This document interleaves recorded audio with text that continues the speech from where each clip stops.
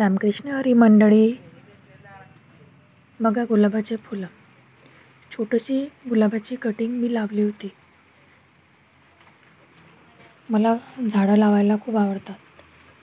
छोटे छोटे कटिंग करून मी त्याला पन्नीत लावते मातीत, आणि ते मोठे झाले की मग गार्डनमध्ये आणून लावते. पावसामुळे गुलाबाच्या झाडाला खूप सर्व फुलं आलेली आहे. पूर्ण फुलांनी झाड बहरलेलं आहे. काट्यात राहूनसुद्धा गुलाबाचे फूल आपल्या तेच वेगळंच तयार करते. त्याचप्रमाणे आपल्या आयुष्यात आलेले अनुभव आपल्याला बरेच काही शिकवून जातात. दुःखाची झळ आयुष्यात लागते तेव्हा आपल्याला काट्याची जाणीव होते. तर या फुलाप्रमाणे आपण आपलं आयुष्य जगावं. काट्यात राहूनसुद्धा दुसऱ्याला तोडताना आनंद देते.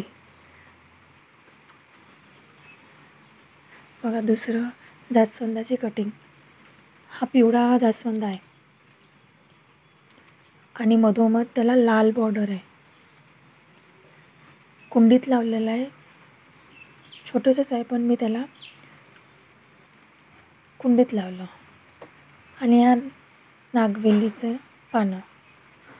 पहिले लावला होता तो मेला आणि पुन्हा मी नंतर पुन्हा आणला आणि पुन्हा लावला. हे शमीपत्राचं झाड. मोठ्या झाडाची कटिंग करून पन्नीत छोटं कटिंग मी पन्नीत लावलेलं आहे.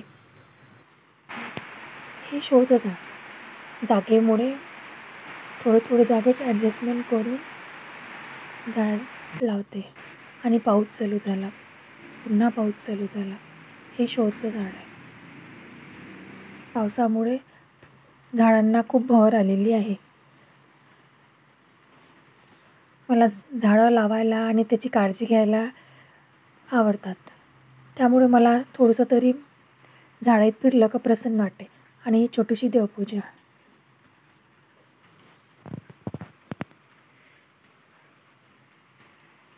शेतातला थोडासा कढीपत्तासुद्धा आणला आणि जास्वंदाची फुलं, झेंडूची फुलं, लाल जास्वंद, गोकर्णाचं फूल, खूप सारे फुलं आज निघालेले होते.